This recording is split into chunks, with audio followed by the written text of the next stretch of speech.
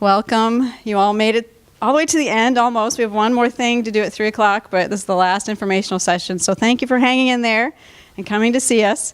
I'm Jena Borah. This is Kyle Davis and Melaina Lane, and we're in charge of this workshop here that's entitled Diffusing Bullying Through Literature. So I'm wondering, how many of you out there are teaching kids right now? Okay, good. Yeah, well, you're involved with kids. And how many are here maybe as parents or family members concerned about literature with young kids? I'm just guessing. Yeah? So we all have various reasons for wanting to learn about this topic, right?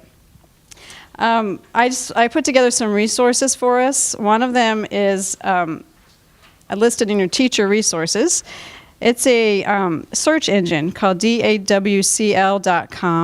Anyone heard of that before? It's a database for award-winning children's literature. Right. Thank you, Kyle. So if you just hit the enter doll at the bottom, or doc, whatever, up there at the top is search. Yeah. This is a really amazing website.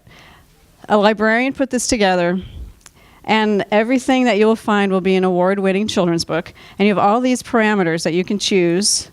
I can't see it from here. I have to do it from here.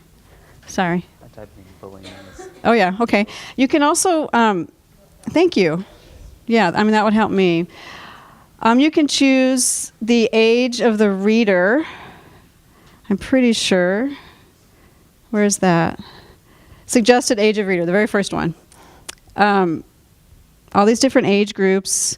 An historical period, maybe you're studying, World War II, so you want to find books that take place during World War II for a certain age, and then maybe the topic, which Kyle has entered down here, bullying, and then you hit search at the bottom, and you'll come up with just a whole list of books that fit those parameters. So it's a really useful thing for teachers, parents, to go find books on a particular topic for a certain age or certain genre, certain time period, whatever. So I wanted you to know about that. Anyone ever used that before? Okay, good. I'm glad it's new. Thank you. You can turn the lights back up. Any questions about that? Okay. Then another resource I wanted to let you know about was this book. It's called Bullying Hurts, Teaching Kindness Through Read-Alouds and Guided Conversations. Has anyone seen this book yet? It's new. It's published by Heinemann, and I think it just came out in the past couple months. So I want to be able to use my hands, but we'll see here how I can do. This is the most practical book for teaching I've ever seen. It's amazing. The authors take you through 5 different layers of understanding the concept of bullying. So layer 1 is we have so much in common. It's like a basic understanding that kids need. Layer 2, there are ways that we're different, but that's not wrong. And it just moves on to layer 5 is action. What can we do to help those who are bullied to change the bullying behavior in ourselves? Okay, so we have these 5 layers that the authors have identified as the steps that we need to take children through to understand how to be more compassionate human beings, to stand up for those who are being bullied. And at each layer, they give us 3 to 5 picture books that we can share with the kids to explain that layer and help them develop their thinking. And so there's potentially 25 books, and they take you step by step on how to use these books, what to say to the kids, what kind of activities to give them. So it's an amazing resource. And in the back, there are appendices for older kids, chapter books on those topics. So I would really recommend checking this out at the library or finding it on Amazon or something. It's very, very practical. There's also great quotes in here. This one in particular I liked, from Fred Rogers. We know who that is, right? Fred Rogers, Mr. Rogers' Neighborhood. Okay, Fred says, as different as we are from one another, as unique as each of us is, we are much more the same than we are different. That may be the most essential message of all as we help our children grow toward being caring, compassionate, and charitable adults. Yay, Mr. Rogers. So this is an excellent resource with specific books and step-by-step ideas for how to use them. We have Melaina Lane with us today, who has actually written a children's book based on her own story dealing with bullying. and she's here to share the book with us, talk about how to use it in your classroom. And she's also, they're also available for sale if you'd like to buy one, and she'll sign it for you. But Melaina is a good friend and a registered dietitian. I'm sure she'll tell you her story. So let's welcome Melaina. All right. Are you going to turn that on for me? Sure. Hello, everyone. Welcome to the last session, almost, of the day. I was going to start with just a question and see what you guys think. What was the definition of a bully in the 1530s? Any thoughts? And just shout out what you think. Any guesses? Big and strong. Big and strong, okay. Any other guesses? A knight? Okay. It actually meant sweetheart or lover. It applied to both sexes. And over the 17th century, it has changed from fine fellow to bluster to harasser of the weak. And so over time, we've changed it. And so I thought, kind of since at the end, and to kind of honor, thank you, honor what the true meaning or the beginning meaning meant of bully, I'd bring you guys sweet hearts. So enjoy. You can have a little packet. So as Jena said, my name's Melaina. I'm currently an outpatient dietitian at the Marion VA Medical Center down south in Marion, Illinois. And I have been a dietitian for 5 years. I've worked at the VA for 1.5 years, and then prior to that, I've worked at a couple of the other hospitals. I also, in my free time, review menus for a few of the long-term care facilities and also the senior programs, like Addis Day Group, just some different senior citizens. I'm sure you guys have heard of like Meals on Wheels, things like that. They all have to be approved and have a dietitian review their menus every month, so I do that. Sorry, I got to get used to this clicker here. So today I thought I would talk about my experience, how I've dealt with it, and then also, of course, the children's book. So this is me. This is kindergarten. At this age, or this point in my life, I had no idea what body image was, weight issues. It wasn't really something you think about, although I've been learning today, and I'm sure some of you guys have too in some of the other sessions, that at this age, they're starting to have issues with body image and bullying and things like that. I come from a family of 5 girls. We're a blended family, so I have 2 real sisters and 2 stepsisters. And this is the significant year in my life. This year, there was a kid in my class that enjoyed calling me fat. It was very scarring. And as you can tell, I'm not super heavy in the picture. I probably look very similar to maybe what a 3rd grader would look like.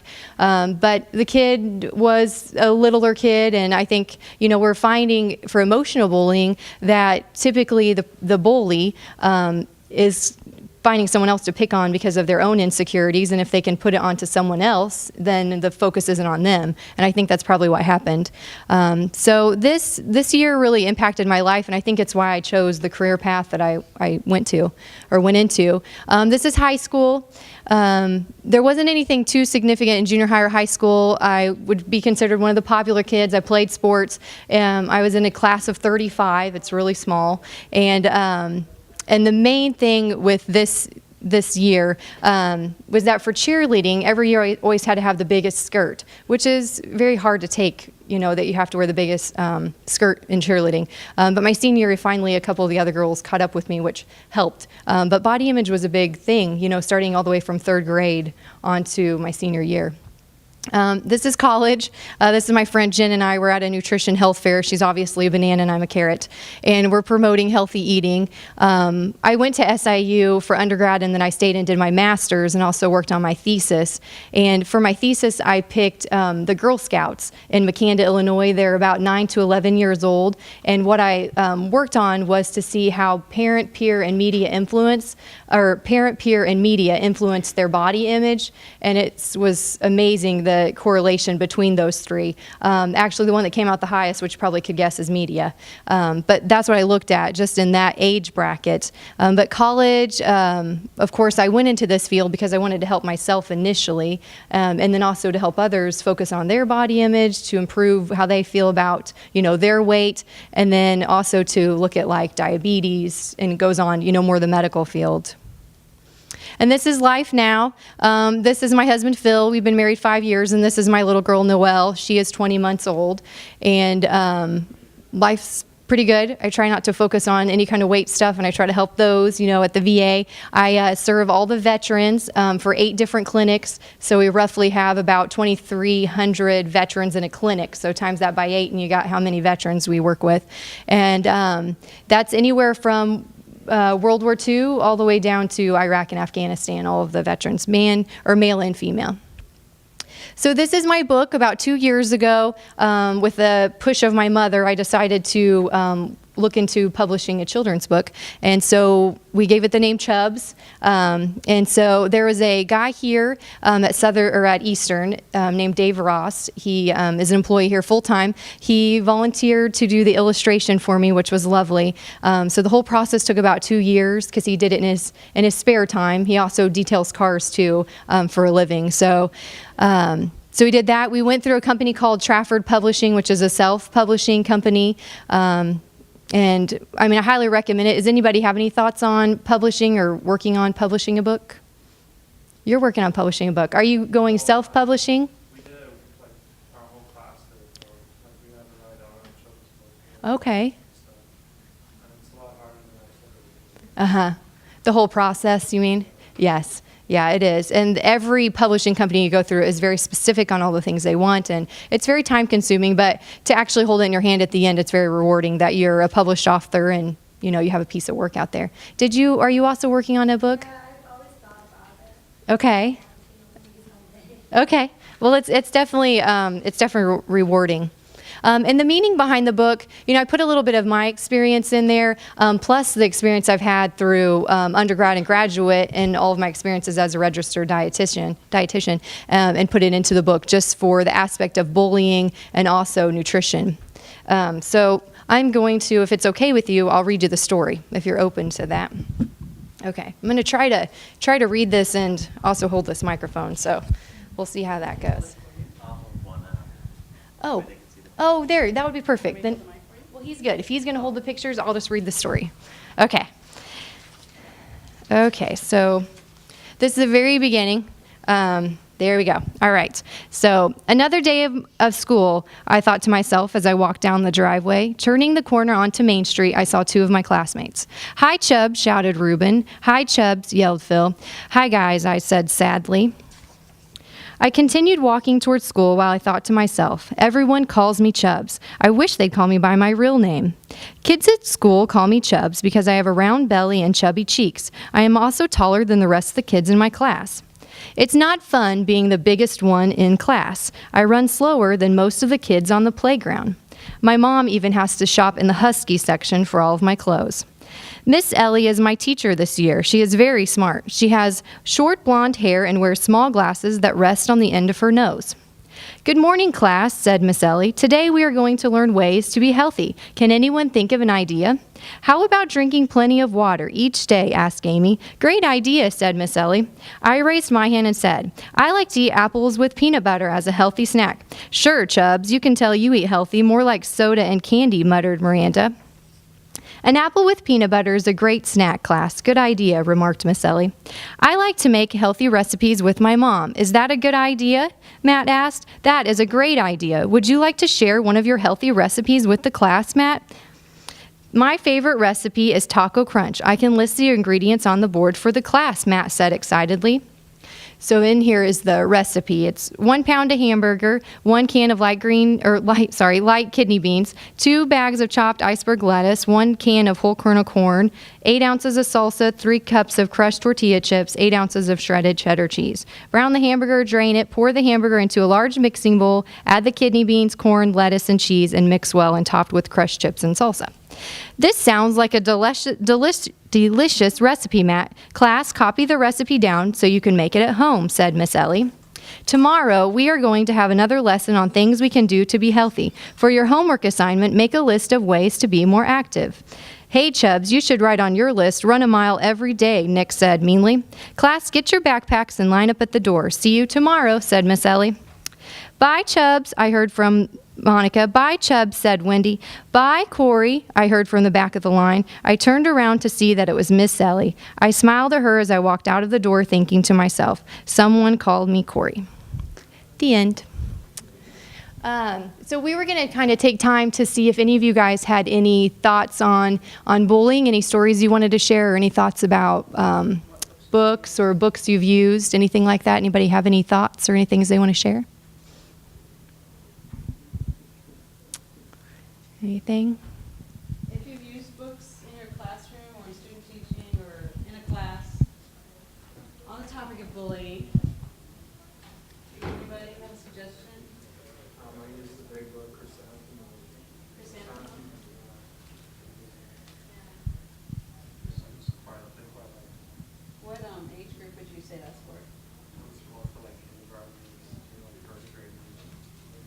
It's pretty, like, it was all about like a kid who had or a little mouse that had his name was Chrysanthemum, and all the other kids were trying to know this is it. And eventually, like her teacher, her art teacher, like, said, "Oh well, mine."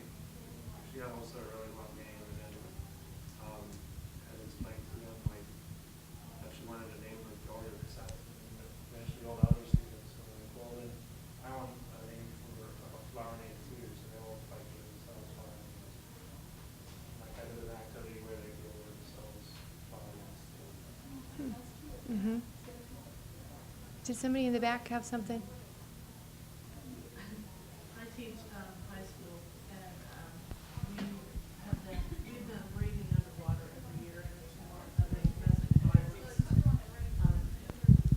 dating violence type of book, but it also shows how he was the jock and he was popular, and their other friends saw some of the things that he did to her, but nobody wanted to do anything back because, like we've learned in all the sessions prior to this, a lot of times it's the popular person that is the bully until he finally does something that lands him in jail. But we use a lot of literature that's based on stuff like this in my class. So what was the name of that book? Breathing Underwater. Breathing Underwater. What else have you used? Do you think of anything else? In sixth grade, we did a reader's theater. It was kind of silly, but it was a way to start a conversation. It was Spiderella and the ladybugs. And so the stepsisters, they really make fun of her for a while. And so at the end, they got to talk about what it was like to play a bully. They got to be the bullies. And you know the story of Cinderella, so they were familiar with the storyline. But that was probably the extent of it. I'm trying to get ideas. You know, Spiderella? Yeah, it's called Spiderella. So did they trade around roles? We did the play 2 times through, and they got to try it out to see what it's like to be bullied and be the bully. That's nice. That's kind of, it's a safe environment to experience those emotions and to understand how other people feel. Yeah, that's a good idea. I like the Bridge to Terabithia, which is an award-winning book. There's a lot of bullying that goes on in there, and you know how the main character deals with that, and how the teacher helps them through it. And there's a lot of things to talk about when you bring literature into the classroom, or even with your own kids at home. I read that to my junior high daughter. She was spellbound, so I read it to her. You know, it was really fun. It's a really nice bonding thing for us to do.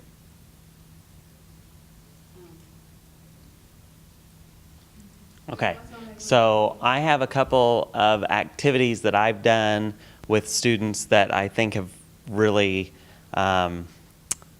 brought some good conversation into because we had a discussion. So I'll just briefly kind of explain the way one of them works. It's called Wrinkled Wanda, and I split the students into 2 groups. This I did with 7th graders. You could probably do it pretty effectively with 5th through 8th graders, and you could even maybe do it in the high school a little bit, but they may not think it's as fun or whatever to do it. But I split the kids into 2 groups, and I had one group go out into the hallway or into a separate room, and I was actually co-teaching this, so I had another teacher to monitor the other set of students.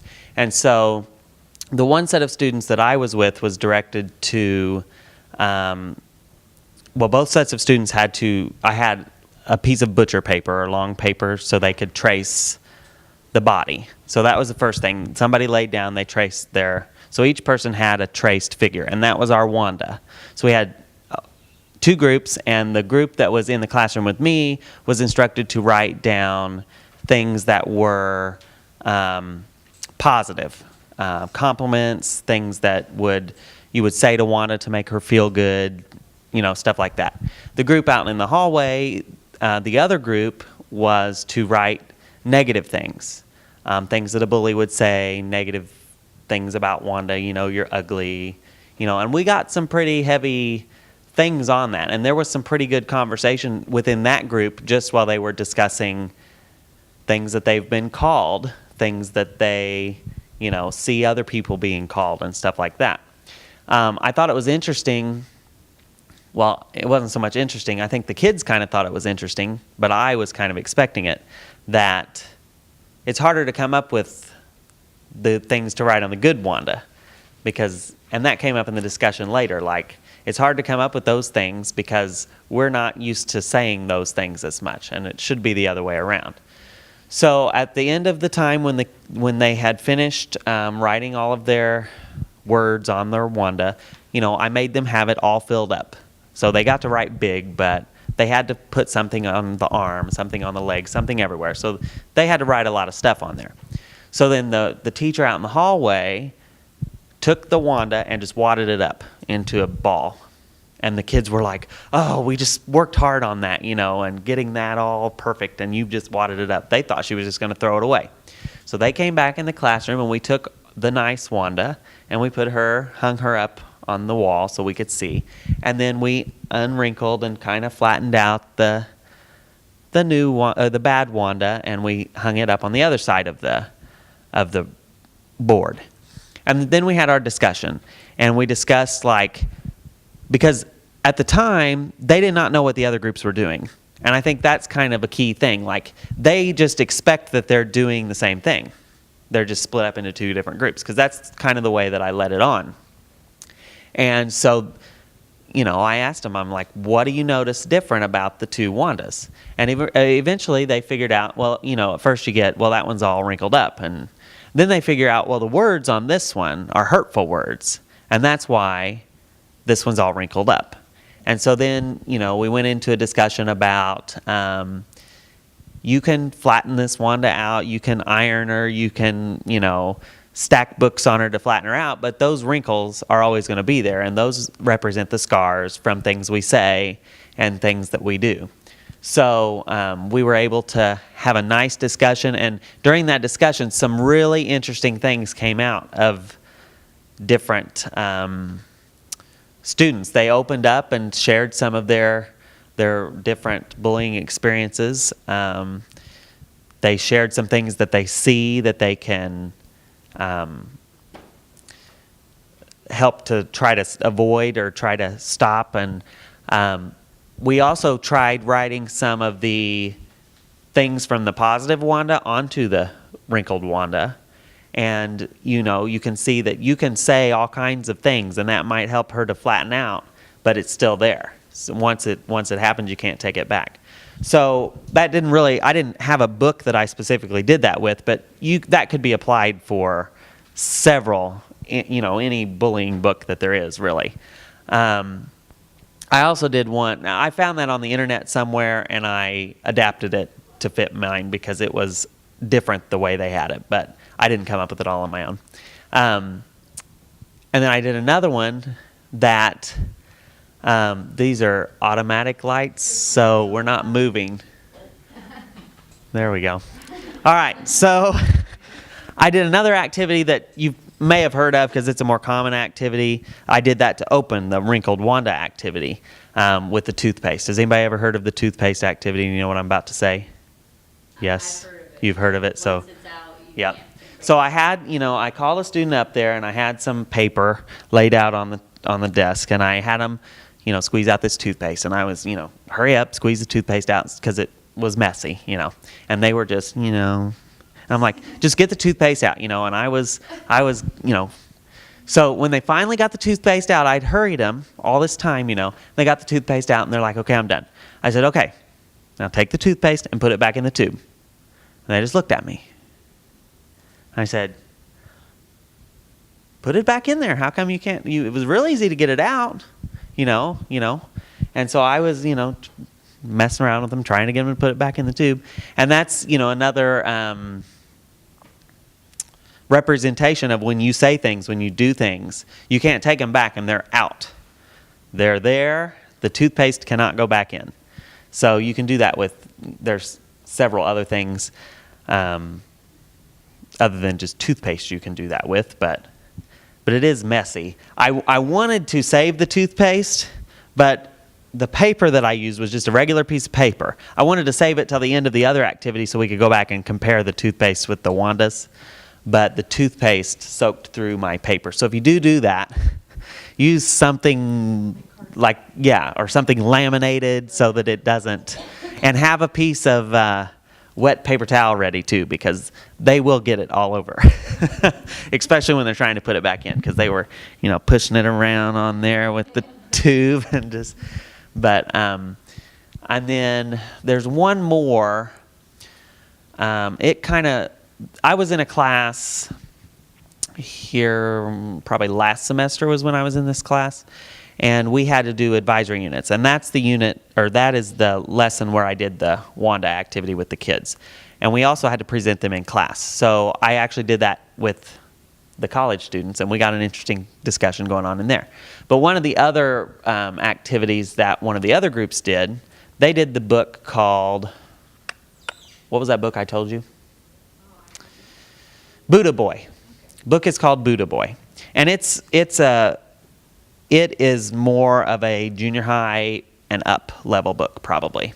Has anybody heard of that?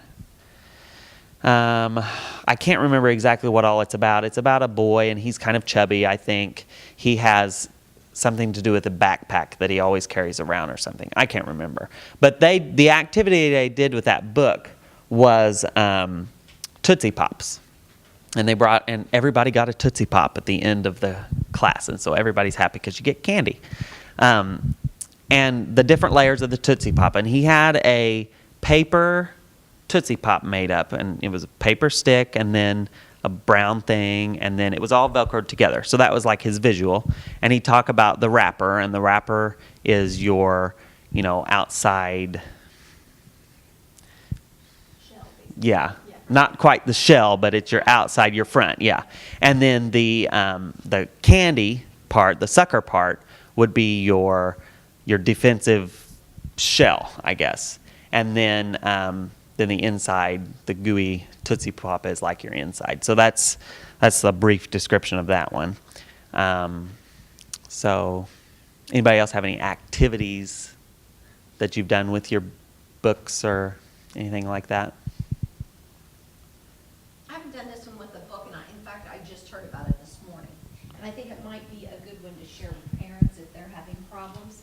A young boy just shared this morning with me that he used to bully his sister and consequently also bullied at home. So his mom, and you may have heard of this, his mom found out that he not only was bullying his sister, but was having bullying issues at school. So she gave him hammer and several nails. And every time that he bullied or said something hurtful or mean, she made him go to the fence post and put nails in the fence post. And it was a painted white fence post, and he had to hammer, and he had to get a lot of nails in that fence post. Well, she said, and every time you do this, you're going to hammer that fence post full.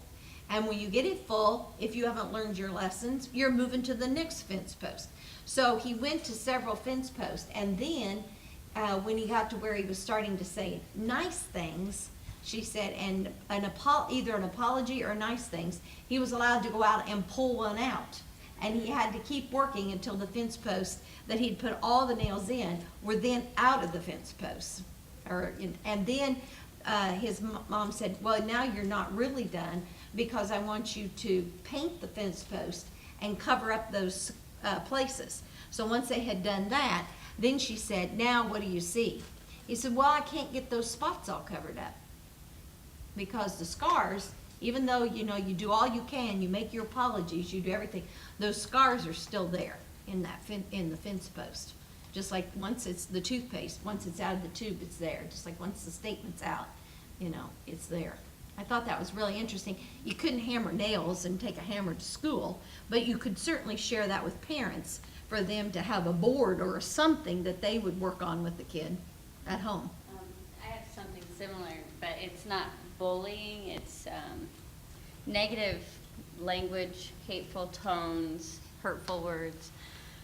Not always. I think it's a habit sometimes, and it could be bullying. But to turn the focus, we implemented and I kind of stole the idea also. And I don't know if anybody's watched Legally Blonde. Okay, and it's kind of a variation of the Snaps jar. But anyway, it's what I found that it's doing though is, okay, so say you snap at somebody and you like use a hateful tone or a hurtful word, you now have to say I was hateful to you. Then I have to go and take a slip of paper and write a positive thing about you. Put your name on it and say what's positive about you, and then put it into the jar. And what I've noticed has happened, for one, nobody wants to write the note, because like you said, it's hard to think of the positive things. It's like, oh, nobody wants to do it, but they do if they say something hateful or hurtful. But so it has made people not want to say hateful or hurtful things. But then also, I mean, this has been a short-lived project, but I can already see it diminishing the tones and the words. So it's meant to change the focus from the negative to the positive. And it doesn't take a hammer and nails and posts, but anyway, so I'm still kind of, it's like an experiment, but still I'm already seeing results with it. But easy, doable, but the tone definitely can take a turn, so that's been great.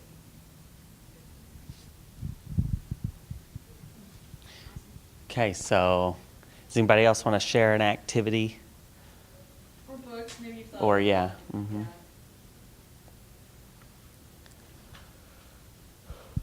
I know when I was teaching reading last year, we did the flipped book.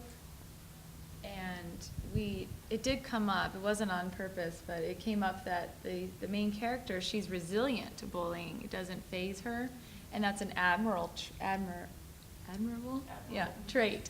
And the students noticed that. And so we decided we were going to be more like her and try, not necessarily not to be sensitive to hurtful words, because it's hard sometimes, but they thought that was a nice trait to have. So we talked about that a lot with the flipped book, because she was really good at ignoring the hateful words.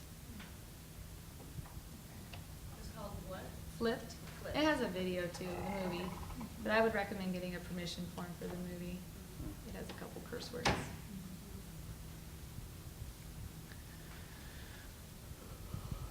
Yes. There's a magazine that I get, it's called teachingtolerance.org, and it's free.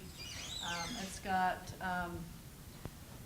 every time I get it, I don't remember how often it comes out, but it's got coupons in it that you can send in that you get free DVDs and free activities for your classroom. And one of the last ones that I got was called Bullying, and it was about a landmark case about this young man that was bullied all through school, and his parents and he finally took the bully and the school to court and sued them and won this landmark case. I wish I could remember the kid's name, but I don't.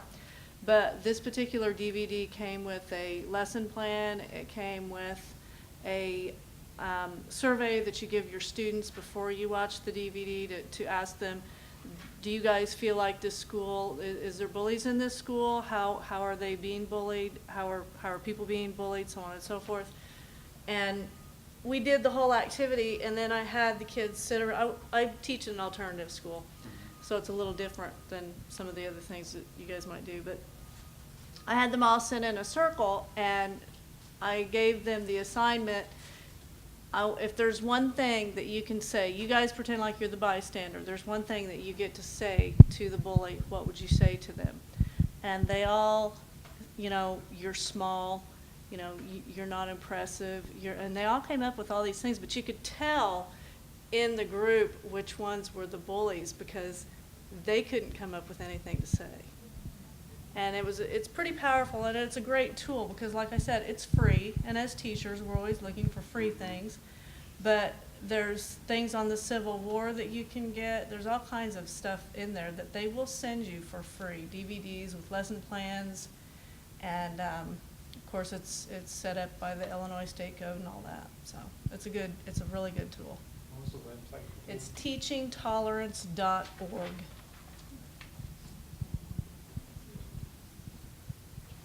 There's also a list of books in the back. One of the books that I did order, it was called Freaks and Revelations, and it was a really good book. There's a whole list of books in the back, and it's based on grade for things like that.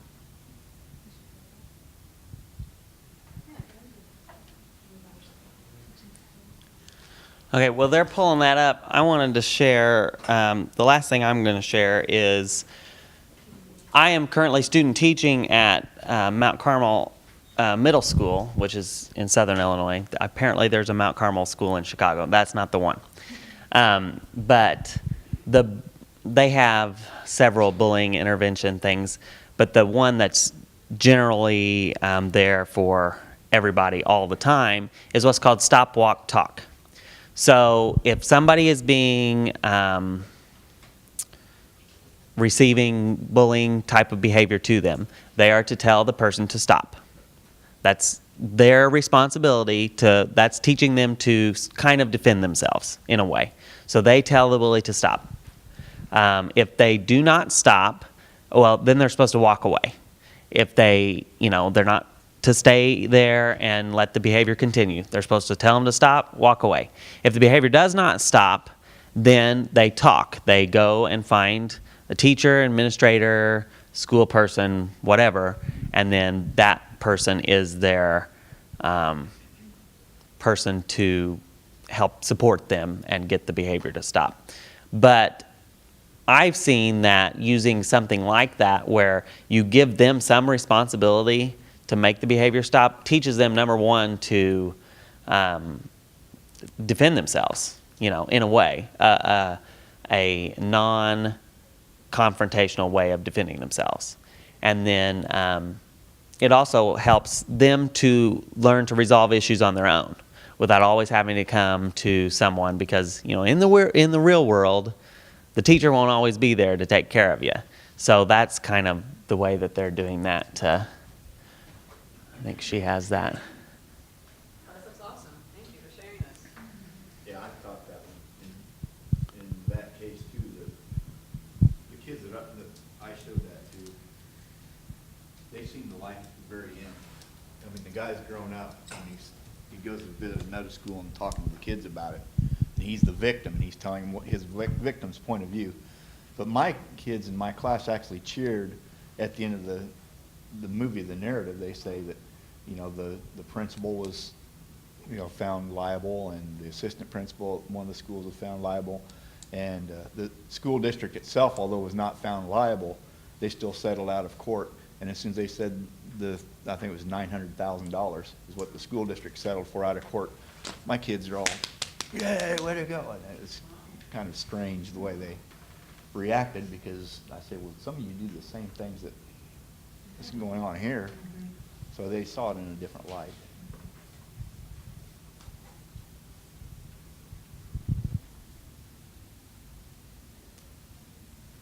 Wow, it's all free. You gotta love that. Wow. Yeah. And he was bullied because he was gay.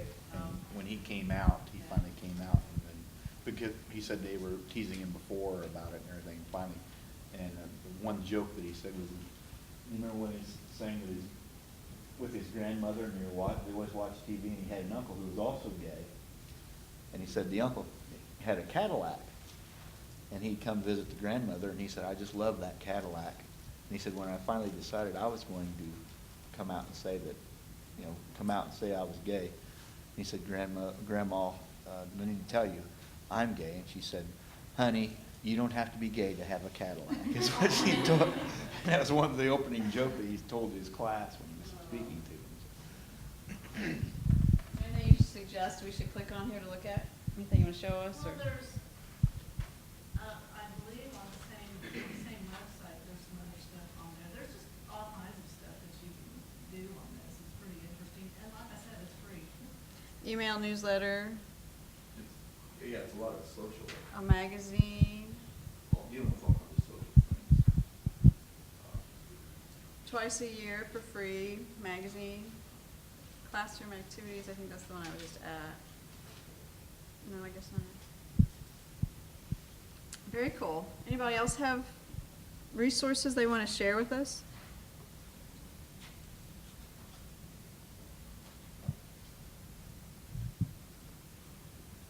KDP has a bunch of working literature.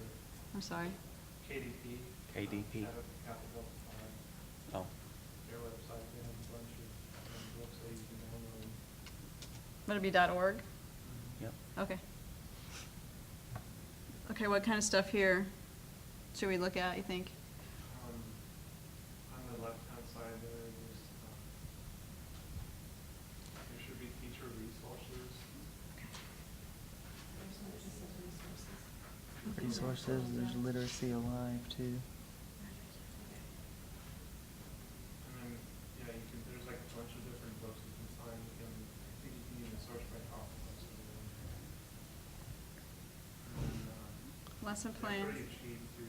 Yeah. And did like different lesson plans and stuff. Awesome, awesome. Ideas to go. Literacy. Also another one is Illinois Reading Council. Illinois, Reading Council. oh yeah. So we should have some Is it all spelled out? no, I think it's just highlights. Okay. Yeah, that makes sense.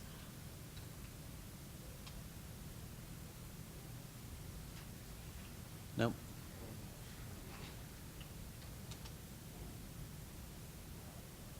No. Okay, I don't know. I could Google it.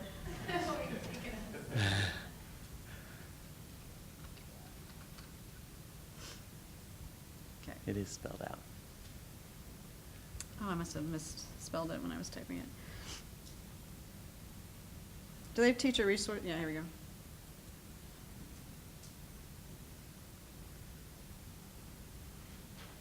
So, yeah, there's a lot of materials out there, and thank you for sharing. Anybody else want to share a website or a book or something? I figure, here we are, we're educators, we're concerned about this topic. Let's, tap our resources here.